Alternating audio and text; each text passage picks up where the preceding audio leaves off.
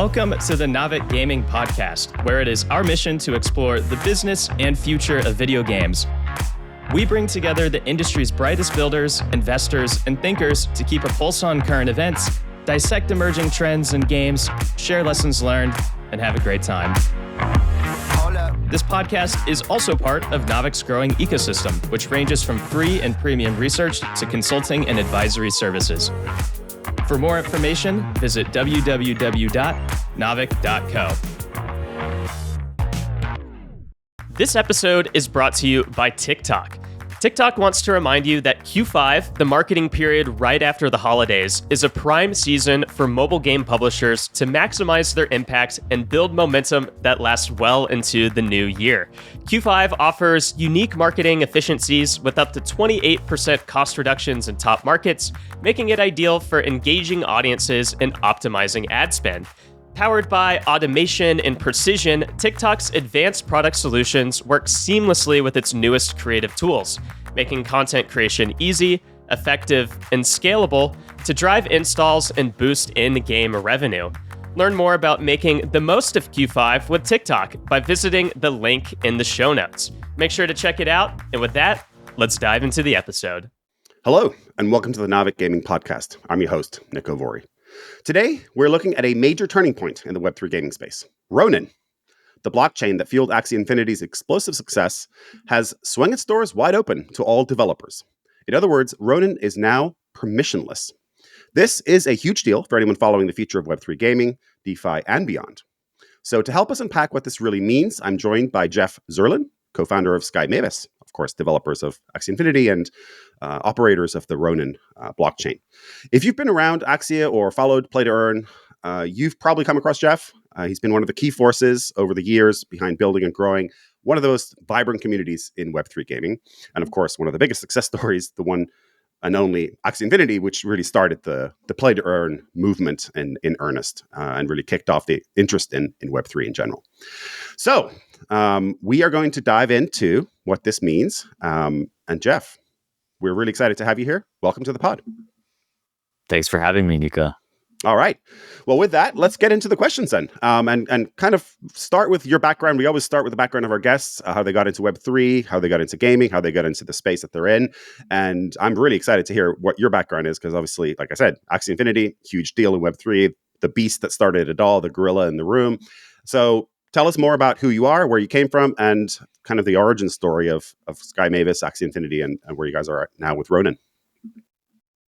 Well, I grew up as a gamer and a collector. So the first thing I ever did on the internet was play StarCraft with my cousins. That was back in 1997. So I think from an early age, I knew that games could be a great way to learn about new technologies. My father loves collecting butterflies and moths, beetles, fossils. He's basically a collector of anything. And so I grew up with that. That was the context, the atmosphere that I grew up in. The way that I could impress my father as a child was to find something rare to impress him. So in many ways, I felt like I was really born for Web3 gaming. And this was the thing that I was uniquely put on earth to do. I never knew that I would work in gaming. When I was a kid, I tended to be the person that would introduce new games to all of my classmates. Diablo in 5th grade, vanilla WoW in 7th grade, which I'm pretty proud of. And so there were signs. I was always pretty interested in crypto. I found out about it after I volunteered on the Ron Paul campaign in 2008 as a high school student. And I was on the Ron Paul newsletter, and I found out about Bitcoin in 2010 or 2011. And I believed in Bitcoin, but it always felt a little bit weird to me that I, as someone who was non-technical, would have to buy it from someone else who mined it. So I felt like a little bit of like an unfair situation. So that was one of the things that just prevented me from getting too deep into it. But when I found out about NFTs through initially a game called CryptoKitties, I thought, hey, here's something that's uniquely suited to my interests and expertise. This is something that I could potentially really thrive with. And so that's how I started to dive down the rabbit hole of crypto and actually starting to use it. Through CryptoKitties, that's actually where I met Chung, and Alexander. And that's really where this journey really started. So I found Axie as a community member initially. And just like many people in Web3, you're kind of looking for a project to get involved with, something piques your interest. And for me, after CryptoKitties, that was Axie. And I wanted to help out. I saw that there was a lot of gaps with the project in terms of community management, external comms, being able to systematically grow. And I wanted to step into that role. I started doing the work, and I eventually, joined as a formal team member. And when we created Sky Mavis about a year later, that's when I became a co-founder of the project. My education, we're talking about my background. I studied military and economic history at Yale. My thesis was on sovereign debt restructurings. So I was also really interested in like financial bubbles, how to turn economic power into military power and vice versa. These were the types of things I was interested in as a kid. I think loosely related to, building a business. We often say that building Axie was like starting a country. So I think there's also some parallels there. Nice. Yeah, that's a very eclectic background, which I love. We actually have a lot in common there. It sounds like so. My father was also a huge collector. Is still he's still around.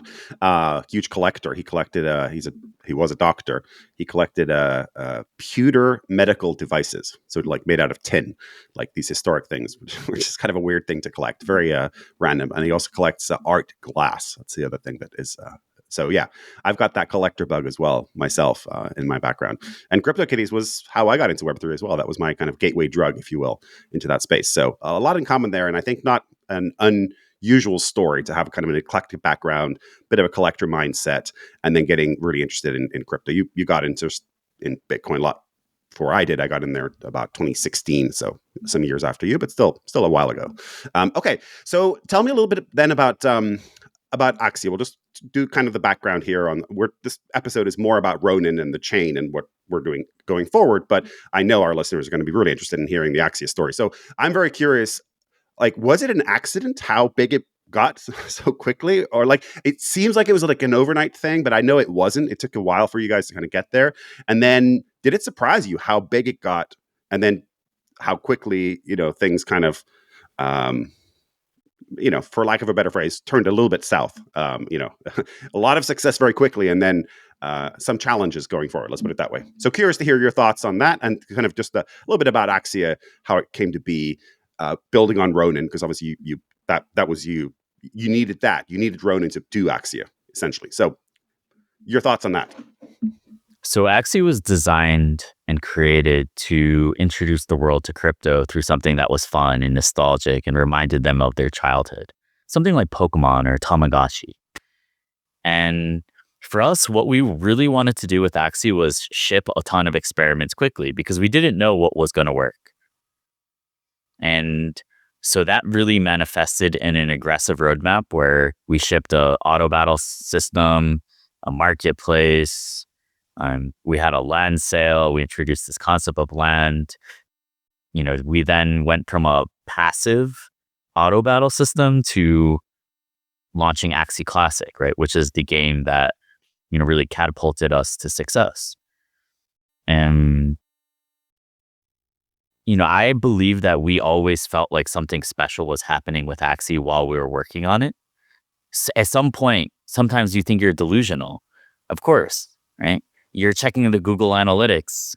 It's 4 a.m. You're the only person. It's one person, right? And you close the tab and it went to 0. Like you're the only person on the site.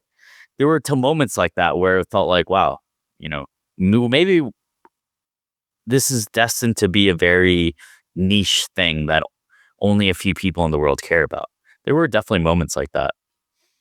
How do we get through that? Well, thinking from the first principles of, right, is this a technology that actually makes it fundamentally better to run a game economy? And we always felt like the answer to that was yes. Did Axie blow up?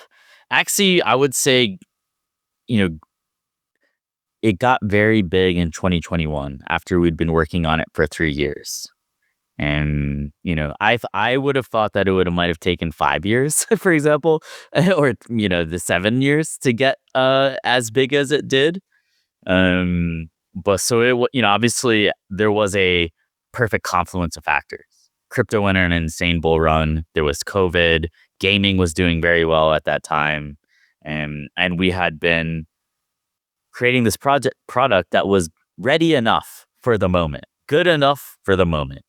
Of course, right? Like, there were, there were things that were incomplete, related to the token sinks and the game economy, things like that.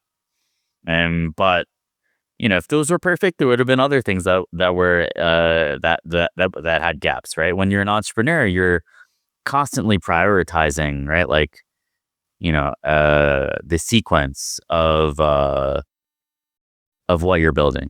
So that's basically how we're thinking about it, right? And I think obviously one of the amazing things that came out of Axie was we had to be thinking about how to scale the ecosystem and what our blockchain infrastructure would look like. From the very early days, we were thinking about this. Why? Because we came from the CryptoKitties community. We knew that if we were successful, we would eventually deal with scaling issues. So to me, actually, right, the fact that we even started working on Ronin way before Axie was successful is also a little bit of a hint that, hey, we actually did think that Axie would go quite big. So, as part of the process of building Axie and preparing it for success, we realized that, hey, there's a lot of tools and infrastructure that we're going to have to build ourselves. A marketplace, a wallet, a blockchain. Nobody is going to be able to do it like us. That was maybe our arrogance as entrepreneurs, right? That, hey, nobody understands our problems as well as us. And nobody understands our users as well as us. Therefore, we're uniquely suited to build out this thing, right? That became Ronin, this entire suite of tools that you need to build and launch and grow a blockchain game. Yeah, and obviously it's easy for us now, many years later, to think, oh, there's all these chains, and you look at some of these reports. I was really like, there's literally hundreds of chains that are like focused on gaming. It's actually really, I think, humbling to think back and say, hey, you guys were the first, definitely one of the first, and you recognize obviously the issue of, hey, we can't be building on Ethereum. CryptoKitties, of course, famously, the issue there was transactions were incredibly expensive. Things were really slow. That was never going to scale, right? And so in order to actually scale a Web3 blockchain-based game, crypto-based game, you had to build these tools. And that's really where Ronin came from. And you were the first, or definitely one of the first to recognize that. But interestingly, you kept Ronin mostly first party for quite a while. How long did it take for you to, because there's like 3 stages of evolution as far as I see it. There was Ronin for you, Axie Infinity, Sky Mavis, you guys were building it. These were the tools that were needed. They didn't exist. You had to go and do that. Then there was like the second phase, which you're coming out of now, with the announcement about going permissionless. But that was a very hand-curated experience for certain developers in order to maintain the quality, in order to maintain some level of curation as to who gets to build on Ronin, so that it attracts more developers, obviously, or presumably in the future. And now you're going permissionless, which is, hey, anybody can go there and build, right? So there's your, as far as I see it, those are the 3 phases of evolution of the Ronin blockchain. How did you guys think about that as you were building yourselves for Axia? When did you decide to say, hey, now we're going to open it up to other developers? We think it's ready for, these tools are there for others to use, but we're going to choose the people, the developers who are going to use it. And then now, of course, the third stage. But let's talk about that second stage for a little bit here. How did that come to be? It's the master plan, right? So it's like first I know, we go with in retrospect, Axie. it seems like, hey, this was the master plan all along, right? But I know Um, I'm an entrepreneur myself, so I know yeah. how messy it is when you're on the ground and building. So this, To us, it was, we felt like we had the expertise. Maybe another arrogance as entrepreneurs. We felt like we had the expertise to pick winners. Everyone was doing this spray and pray approach. Tons of games, tons of grants. We couldn't do that. We refused to play on those terms, and we believed that we would have run out of money and lost if we played the game like that. So I was like, okay, what is our dominant strategy here? And I have to give a lot of credit to Alex, and Jom, on this, is that we basically decided that instead of growing super broad, we would focus on a few select teams, back them, right, invest in them, give them access to the chain, give them our distribution services and our economic advisory services, and then see what would happen. And this is similar to some of the things that we kind of studied, right? Was like, oh, how did they bootstrap iTunes, right? In the early days, it was like very manual, right? It's like Steve Jobs had to go and like recruit recruit artists himself. So we felt like we were kind of in that stage, but always thinking of, right, eventually, wait, once there's this precedence of success, once the network is more mature, we would be able to open it up and welcome basically everyone. So this is a little bit contrarian for crypto, where things tend to be very open from the beginning, but it's not so contrarian, right, when you kind of think about how to bootstrap a developer ecosystem or a developer platform, right? So if you think about Steam as well, in the early days, to get on Steam, you kind of had to know someone there, right? Or you had to really catch their eye. So that was what we want to do. And we didn't want to scale something up before we knew what was working. We also didn't want to have something come on and clog the chain and ruin the experience for everybody else. So these were some of the considerations, right, in that second phase, and which we're now coming out of. Yeah. Okay. So that's a perfect segue actually into my next question, which is, you've got this thing called the Ronin Developer Console. I'm presuming that this has come to be based on your own experience, of course, and your own pain points when you were scaling Axia, and then some of the pain points and developer needs in this second phase of curation that you guys have been involved in. What is the Ronin Developer Console, and which of the features or tools in the console are the things that you think are going to allow developers to really scale, to really power their experiences? Yeah, so the Dev Console is a suite of tools that we have released to basically make it really easy to build on top of Ronin. It has things like sponsored transactions, a really smooth way to integrate with our marketplace,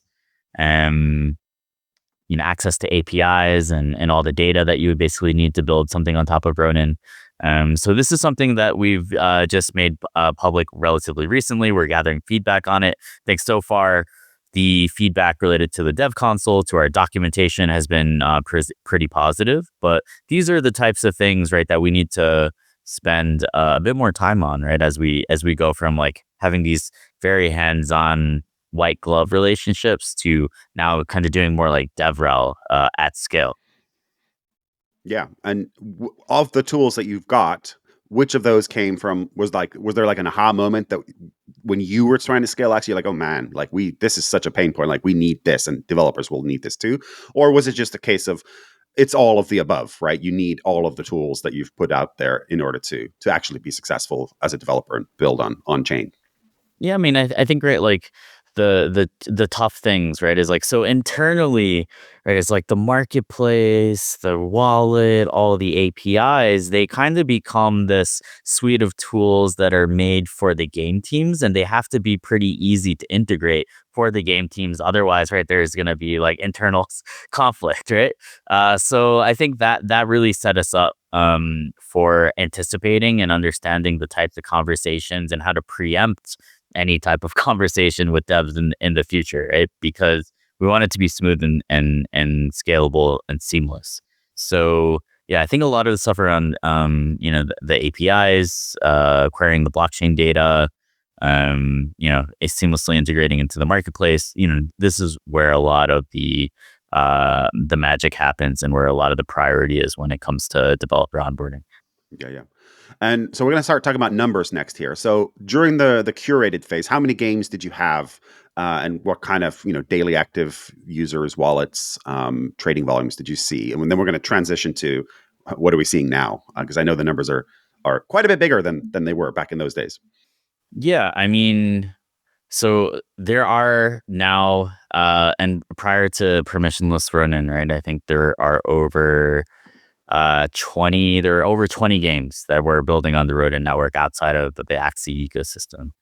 In terms of volumes, we did $71 million in NFT trading volume last year, which was 135% increase over 2023.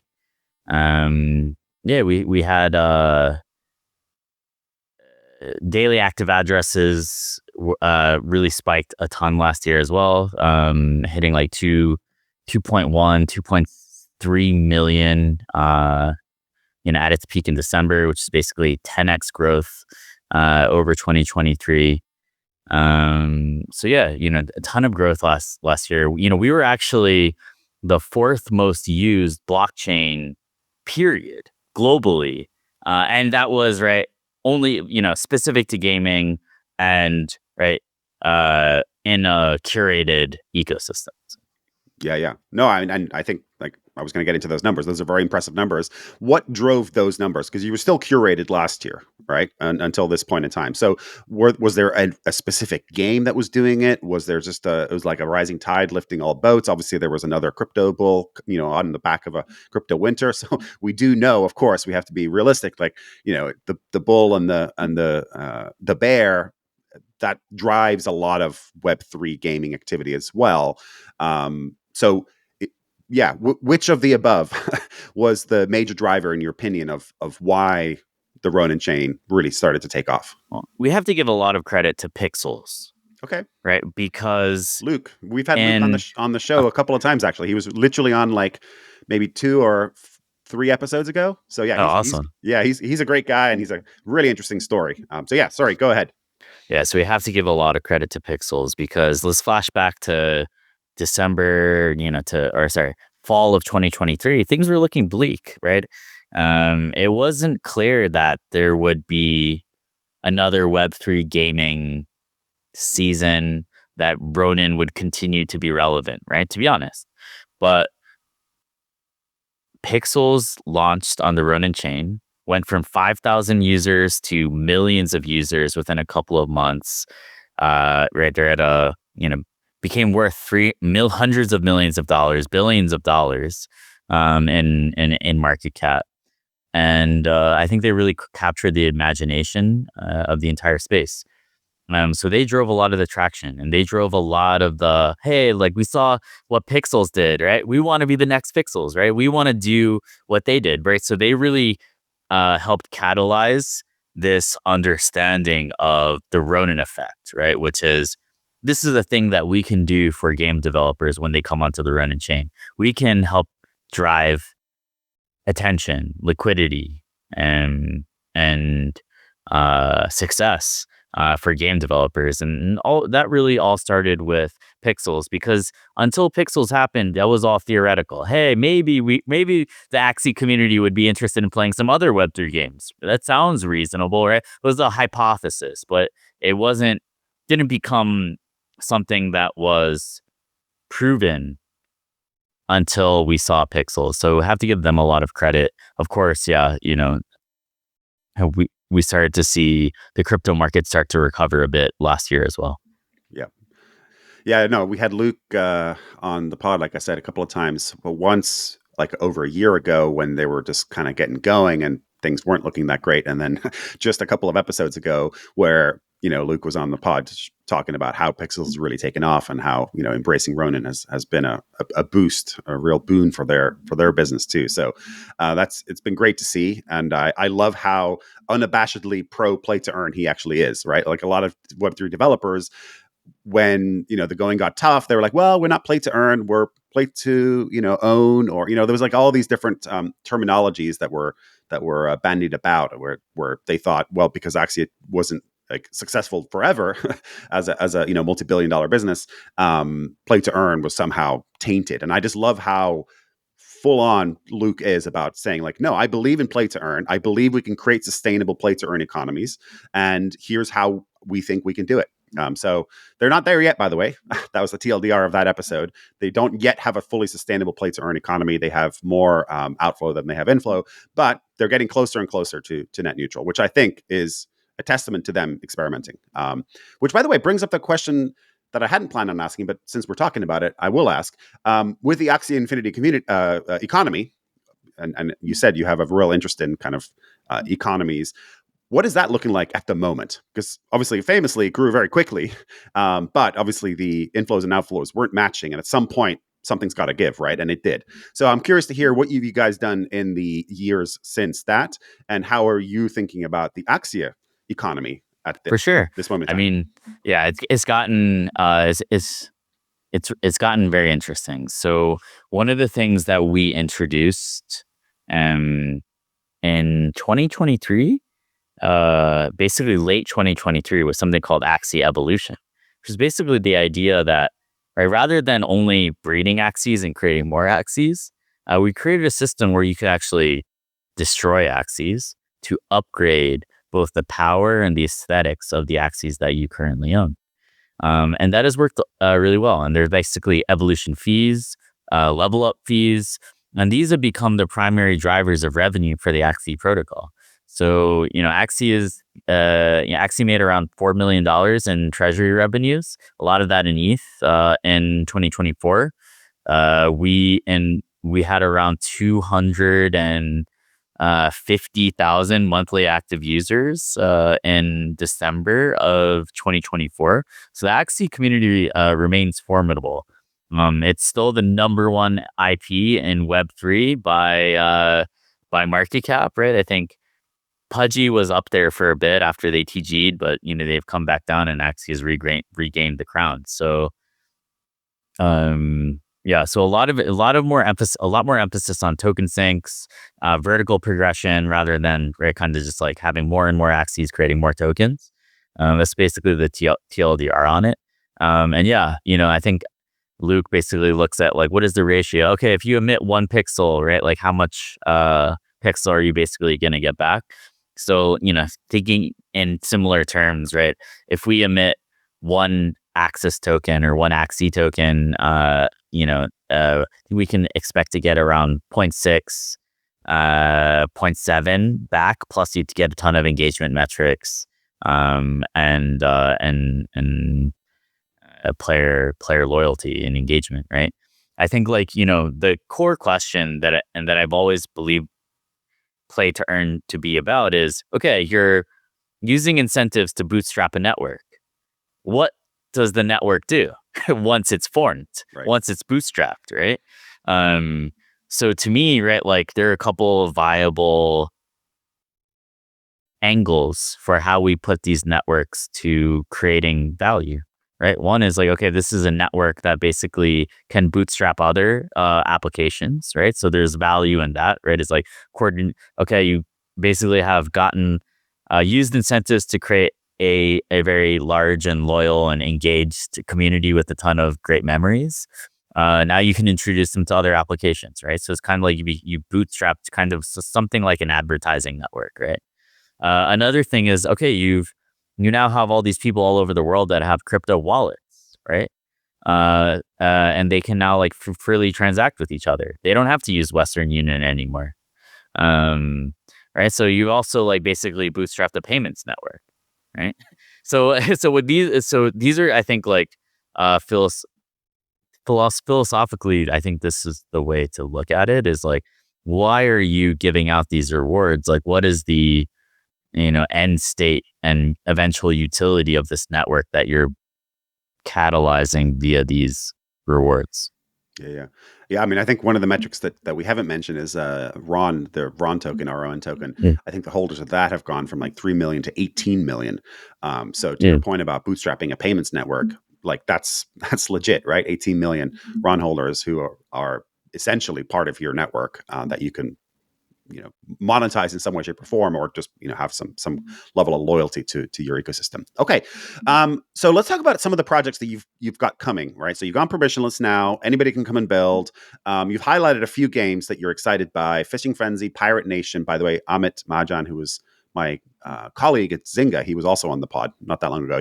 They were building on a completely different chain, I think, originally, and I guess they've made the shift to Ronin. So curious to hear a little bit about that too. And then Rumble Kongs is another one you've highlighted. So curious to hear, like, what do these have in common? Like, what do these projects have in common? What are the bets you're making, or what are the bets they're making? And how do you see that ecosystem of developers growing now that you've gone permissionless? I mean, yeah, Fishing Frenzy has really done an amazing job on Ronin. They just had their mint fully minted out. I believe, they had some crazy stats where I think they were, between 20 to 30K DAU. You saw a huge increase in revenue when coming to Ronin. So, that's definitely something to keep an eye on is Fishing Frenzy, Pirate Nation, and Proof of Play. This is also like a team that we wouldn't have been able to work with in the past.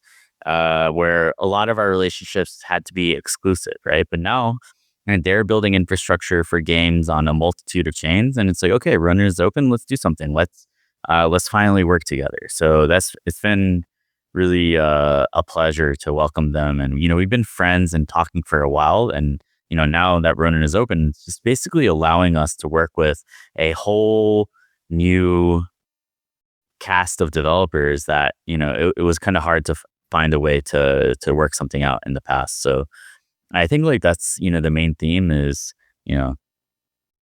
less barriers, right? And just being able to work with people that we weren't able to kind of make something work with in the past. So yeah.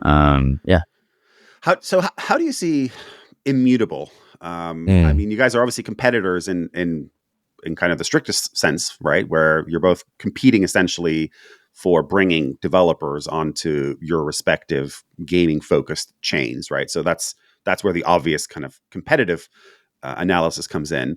But is that how you see it? Is it a zero sum game with Immutable, or do you guys see opportunities to collaborate? I mean, you mentioned Pirate Nation, obviously. Like, again, they're Amit was a single colleague of mine on the pod not that long ago. They're in some way also a competitor to you. Like you said, you had in the past, you wouldn't have been able to work with them. Now you can, because you've gone permissionless. So curious to hear how you're viewing Immutable, and maybe there's others that you actually view more as competitors than they are. How do you see the competition for quality developers creating compelling Web3 experiences, on-chain experiences? How does Ronin versus Immutable versus others feature into that? I try not to think too much about competition within Web3 gaming, because Web3 gaming is so small right now. Like, Ronin is clearly the dominant web gaming chain. We're ascended by every metric, but does that really matter? Like, Web3 gaming still has a lot to prove. It's not within crypto. It's not one of the, most exciting and innovative areas right now, as perceived by the rest of the space, right? So I think there's just a lot of work to be done when it comes to, figuring out our own ways of working and stuff within Web3 gaming, within Ronin, that, I'm not too focused on comparing ourselves to other chains. I think that now that Ronin is open, it's definitely more conducive to better collaboration with some of the other gaming chains, right? Where some of the games, right? It's like, hey, like if you're on Immutable and you want to try deploying on Ronin, right? Like why not do that, right? And so I think that experiments like that could help to build some bridges between the communities and the chains. I think, generally as a sector, we will kind of trend together in any case. So, we try to be, relatively helpful, I think, and yeah, try not to like, uh, think too much about the other chains and what they're doing. Yeah, that's fair enough. I mean, focus on what you do, and let the others do what they do. Served you pretty well up until this point. You've been, in some ways,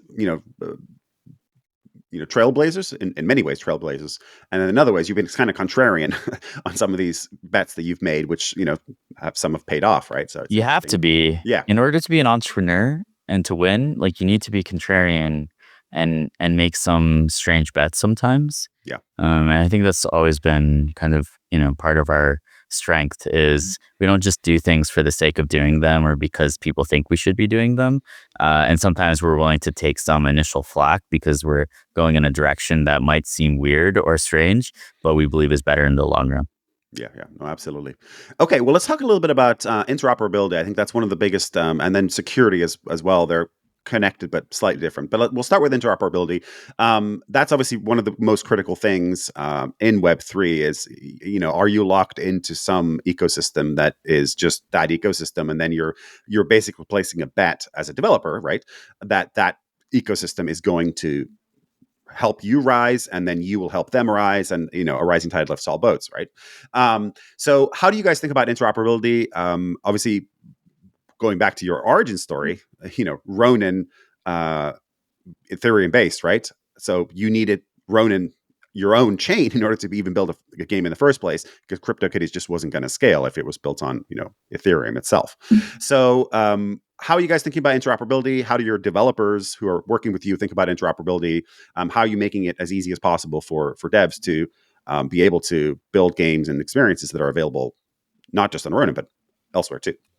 Yeah, so some context. We basically recently announced that we'll be using Chainlink's CCIP, which is basically its cross-chain interoperability protocol, basically as a bridging solution, right? So we felt like, hey, like Chainlink is great at security. Let's let Chainlink help with basically the bridge.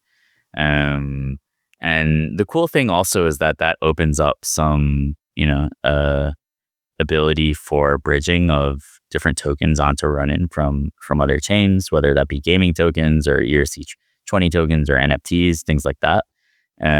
So yeah, I think Chainlink definitely like helps a lot when it comes to our ability to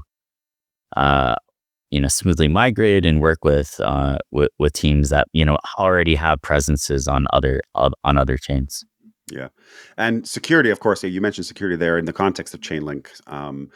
That's obviously a huge issue still. This episode is being recorded, I think, 2 days or maybe 3 days after the Bybits hack, which is, obviously one of the largest exchanges out there. And they were subject to the biggest hack of all time, 1 billion dollars. I think North Korea was identified as the hackers. Obviously, you guys were a victim of a hack some years ago now. The Bybits piece here in particular, I think, highlights that even the largest players, multi-billion dollar, companies and exchanges that presumably have some of the highest level of security, you would think, are still subject and still vulnerable to hacks. And whenever there is success, right, as your ecosystem grows, you're going to become more juicy as a target, for lack of a better phrase, for hackers, right? And of course, you saw that way back in the early days of Axia while you were at your peak. So that's, Chainlink that helps with that. I'm curious to hear how you guys are thinking about that, especially in light of your past experience, and then now with Bybit just showing that there is currently no such thing as truly 100% secure and safe in crypto. Yeah, so Chainlink secures billions of dollars of value across DeFi, and basically the interoperability protocol is there way of taking their expertise in security and now also applying that to the number one pressing thing, which was kind of holding back the growth of the industry, which is, basically around like cross-chain interoperability and bridging solutions. So yeah, they went through like a decentralized election process where, they made proposals to our community via the validator set, and they were basically elected or selected by the community to take on the responsibility of helping with the bridging of assets. So yeah, we're really excited to work with them. And we believe that they have the best team when it comes to security in the space. And, related to Bybit, yeah, obviously a lot of these protocols and exchanges become honeypots for bad actors. This is something that we, as a space are still dealing with and getting better at, at handling. I think each time something happens, we learn something new and we get better. But yeah, there, a lot of hard lessons along the way. It's definitely like a bit of the Wild West out here. But this is also what happens, right? When you have freedom and, you have people who make mistakes and have to, basically deal with the consequences of their actions and get better. For what it's worth, I believe that the Bybit team, were able to deal with the crisis and in a pretty effective way. Luckily, it seems like no user funds will be affected. And yeah, I guess we move on from there. Yeah. Well, it's definitely still the Wild West. I think we do get better as an industry. We do get better as a ecosystem, and the good actors are trying to make it safer for everyone. But yeah, whenever there's success and whenever there's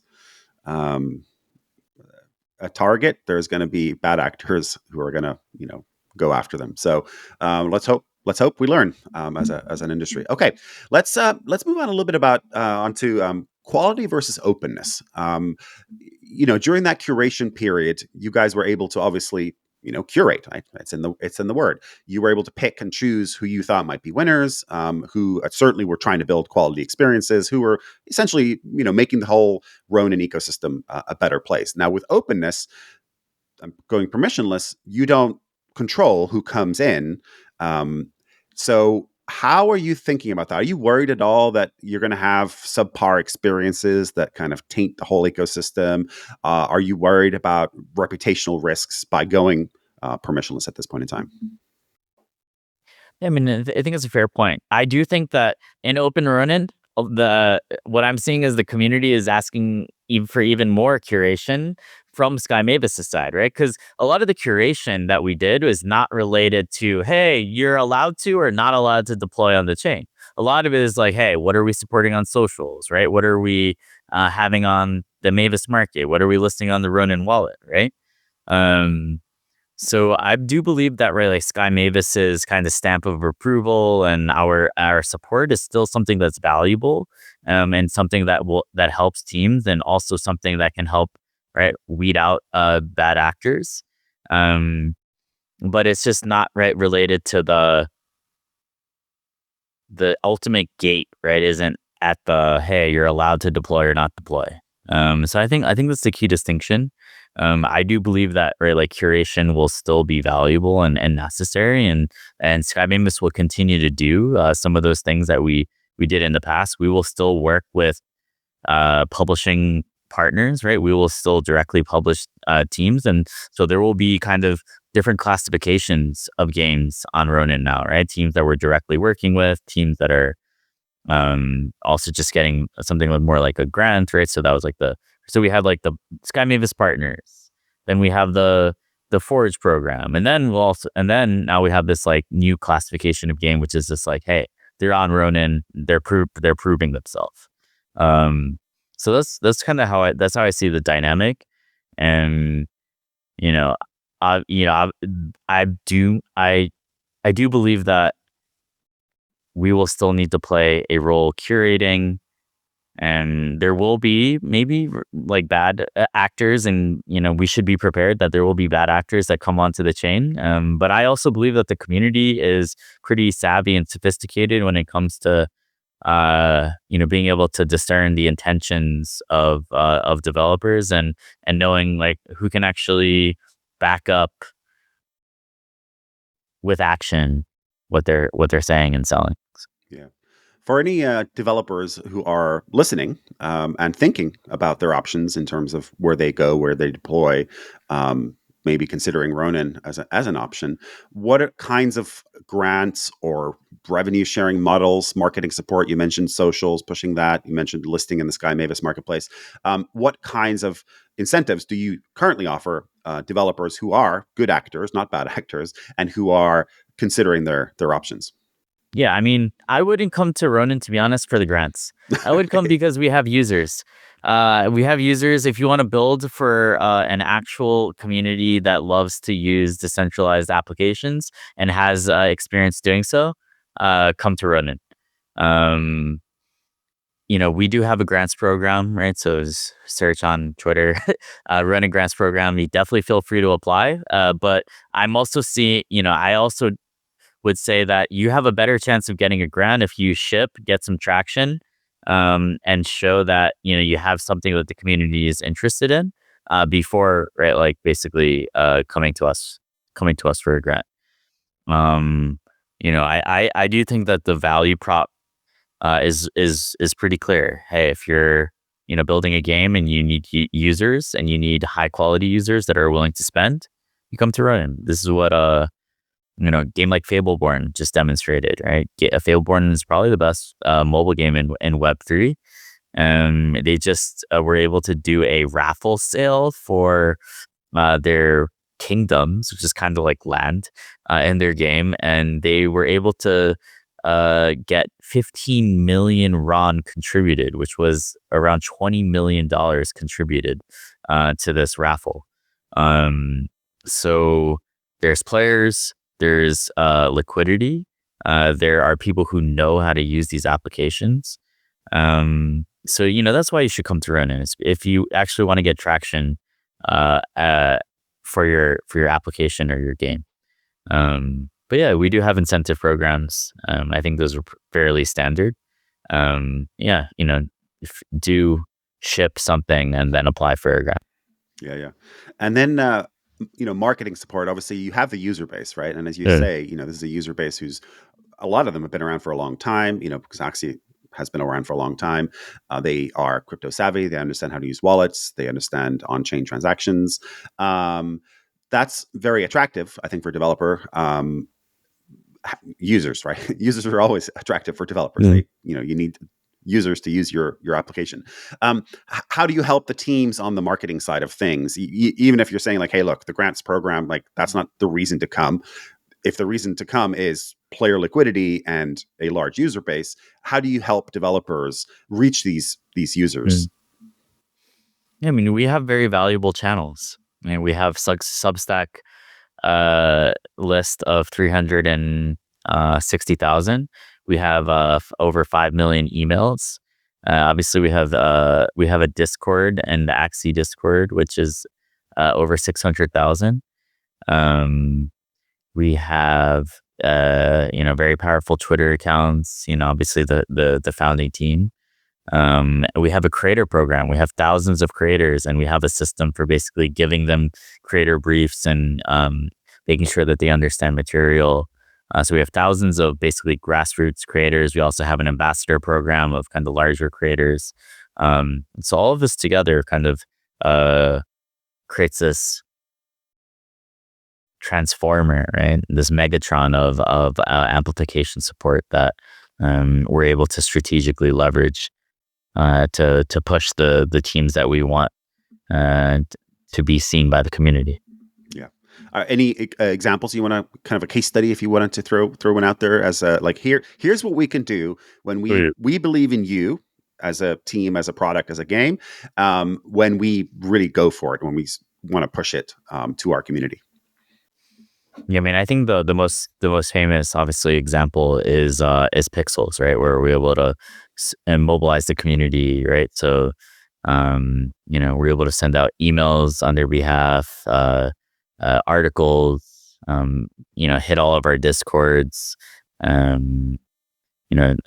create a flurry of amplification on socials, right? And other teams that have benefited from this, Lumiterra, Forgotten Runiverse. Lumiterra, I think, did $800,000 in volume just for their first play test. Tens of thousands of users, likewise with Forgotten Runiverse, right? So we're able to drive basically around, let's say, your first 30,000 users. If we put your full amplification, we put our full amplification engine behind something. And then it's going to be up to you, right? Like you cannot only ever have the Ronin, the Ronin bump cannot be the only bump that you ever get if you're going to be successful, but it's a great way to get some initial early traction, right? And I think that's a lot more than any other investor, any other chain will be able to do for you. Yeah. No, that's not. Those are real numbers there. And then I presume that there is a hope that kind of a flywheel effect kicks in, where you just mentioned, like, hey, you can get 30,000 if we put our might behind it, but then it's up to you, of course, as it always is for a developer. If you make a game, it's up to you to make a good game and something that people want to play and they want to come back to and engage with for long periods of time. My presumption here, and correct me if I'm wrong, is that you are hoping that as more developers come on board, they get that initial bump. It's fun to build when you've got that many users initially, but then you're presumably hoping that they're going to bring in new users into the entire ecosystem, so who are not currently playing anything on Ronin, who don't necessarily even know about Ronin, but are coming in because one of their friends invited them, or they hear about it from a somebody who's like, hey, there's this really cool game, I'm playing it, and they may not even know what Ronin is or what Web3 is, which of course has been the dream for Web3 developers from the very beginning, which is bring in the mainstream players. How are you guys thinking about that flywheel? I'm presuming it's something you are at least hoping for, but are you actively encouraging that? How do you work with developers to bring more new people into the ecosystem? I think that this is definitely where a lot of the experimentation and research remains to be done. Teams like Fable, I think there's no silver bullet or golden formula. I think it's a combination of having games that are good enough. Whether that's from play pattern, obviously bringing in like some awesome IPs also helps. But I think there's no necessarily golden bullet or silver bullet here. One thing that we've seen is, how did we onboarded mainstream people with Axie, right? 50% of the people that played Axie were totally new to crypto. Where did they come from? Typically, they were the friends and family members of existing players. So, I do think that, once you get the core community of Web3 gamers excited enough, and they see the opportunity, and they feel like there's really something special at hand, they will then begin to bring it to their friends, their family members, right? So then, like referral systems actually probably work even better in Web3 than they do in traditional gaming. So these are some of the things that we see.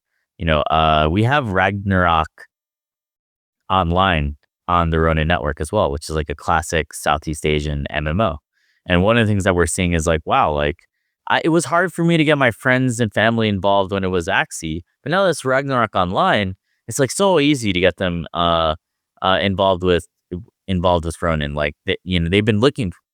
They were asking me back in the Axie days, oh, I'm not gonna play a Web3 game until something like Ragnarok is there. And now Ragnarok is on Ronin. So I think it's a combination of good enough games, IPs that are relatable and hit home close to the heart, and then also like better economic designs. So I think that's what we're seeing. There's also I think partnerships that can help. So some things there are some things that we're cooking and that kind of angle where it's like, yeah, can you do some like partnerships with mainstream brands to also get yourself some more social credibility and social proof? So Okay, well, we're coming towards the end of our hour here, but a couple questions here. The first one is, what next? You've just gone permissionless. You've had some success over the last yeah. year. You said yourself that it wasn't clear that it was, necessarily going to work, and then you've seen this rise, mostly driven. I don't want to say mostly, but a big driver of it was pixels, and now, of course, you're hoping for more from these new games you're bringing on board. What does success look like in 12 months, 24 months? What's next on the roadmap? You talked a lot about experimentation, but what are you guys working on? Like, what are your bigger bets that you're definitely doing for sure? Mm. Yeah, I'm excited for DeFi as well because we saw how Axie and Uniswap work together really in a very synergistic way. So with Open Ronin, we should expect to see like way more DeFi protocols coming on. And I'm also excited to see. I believe that we're entering like a macro environment where you'll start to see lower taxes, lower interest rates, and more of a risk-on environment. And I think that will help out Ethereum. Ethereum has actually been underperforming, which I think has been hurting DeFi and gaming. Basically, the more utility-driven aspects of the space are pretty reliant on Ethereum for kind of capital and liquidity. So, that's another thing that I'm, pretty excited about. I do think that we're going to start to see like more economic experiments over the coming year. So, more models like, SLP and Barry and things like that. With the Trump administration, I think that teams will start to experiment more with getting real demand and usage for their tokens. You might start to see teams experimenting with buyback and burns, sending rewards to stakers of their tokens as well. Basically, like I feel like utility is being legalized, and that basically makes it easier to build something of real value in crypto as well. Yeah, let's see if it's actually being legalized or just not illegalized.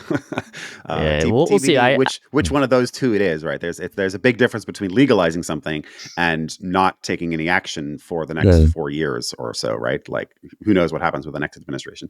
But yeah, it's a fair point. I think the next 4 years are probably going to be a more permissive environment for a lot of these things, such as token launches and staking and things like that. And then I guess just finally, I'm excited for a lot of our best flagship games to be live simultaneously. I think a lot of them have been doing alpha tests and closed betas, but we're getting to a point where a lot of them are going to start to be live simultaneously. Games like Fableborn, Forgotten Runeverse, Lumiterra. The Moku team is cooking a game right now as well.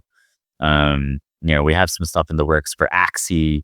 So, I think that the last year has been a lot of testing as well and preparing, but, I think you're going to start to see a lot of games to be live simultaneously and in kind of live service. Over the next coming months. So I think that's going to be key for us. Yeah. I mean, there's something to be said about cross promo, right? Once you've got multiple games live and you've got an audience that potentially has some affinity for another title, the ability to cross promote that, and we did that at Zynga back in the day, like very, very effectively, right? Like you just have all your Vil games would point their audiences into the new Vil game that just launched and you'd have millions of DAU overnight. So I think with Web3 games in particular, like that's the dream, isn't it? Right? To get, once you've got a meaningful mass of Web3 savvy users who are playing certain games or engaging in certain, dApps, if you could put the right kind of product in front of them that they have affinity for, boom, you could really start to see some very synergistic activities, and that would obviously be something that would be beneficial for Ronin as well. So curious to see how you guys evolve that and what the game teams are prepared to do amongst each other, and whether you guys formalize that in some way where there's some incentive for cross promo for developers. So curious about that in the future. Obviously, too soon to speak about that now before you actually have those. Yeah, would love to pick your brain too on like that, on the cross promo and the publishing angle. But yeah, I think we basically are seeing that it can be very synergistic to have a ton of these games kind of overlapping and pointing at each other. And I think that's like, the special opportunity that we have, right? Whereas like we're able to have not just one or two, but many great games live simultaneously, kind of all feeding into each other and driving traction, right, for the chain simultaneously. Yeah, I mean that's the whole flywheel. Once you get the flywheel effect going, it's a win-win-win for everybody. Okay, final question. Ask all of our guests: what 3 games are you playing, or are you most excited by going forward? And doesn't have to be Web3. Could just be whatever you're spending your free time on. Okay. So recently I played Fishing Frenzy, Fableborn, and Kuro Wilds. Those are like 3 of the games that I played recently on the Ronin network. So gotta go with those. Outside of Ronin, I played Path of Exile during Christmas, which was fun. I got the old Diablo crew back together. Nice. Maybe a little cliche there, but yeah. Awesome. All right. Well, thank you very much. It's been a real pleasure having you on. I've actually wanted to cover Ronin for a while. Like I said, we had Luke not that long ago, and he was telling us about the success Pickles has been having. And so I was actually curious about what was going on with Ronin in general and how you guys are thinking about the ecosystem and going permissionless. So thank you very much for coming on the home, Jeff. Awesome. Yeah. Thanks, Niko. I'm going to hopefully see Luke later today. All right. Well, say hi to him for me. He's a good guy. Okay. And of course, as always, a big thank you to all of our listeners for tuning in. We'll be back next week with more interviews, more insights, and more analysis from the weird and wonderful world of gaming. So until next time, friends, stay curious and feel free to send feedback, questions, and guest recommendations to me. My email is nico@naavik.co. If you enjoyed today's episode, whether on YouTube or your favorite podcast app, make sure to like, subscribe, comment, or give a 5-star review. And if you want to reach out or provide feedback, shoot us a note at podcast@naavik.co or find us on Twitter and LinkedIn. Plus, if you want to learn more about what Naavik has to offer, make sure to check out our website, www.naavik.co. There, you can sign up for the #1 games industry newsletter, Naavik Digest, or contact us to learn about our wide-ranging consulting and advisory services. Again, that is www.naavik.co. Thanks for listening, and we'll catch you in the next episode.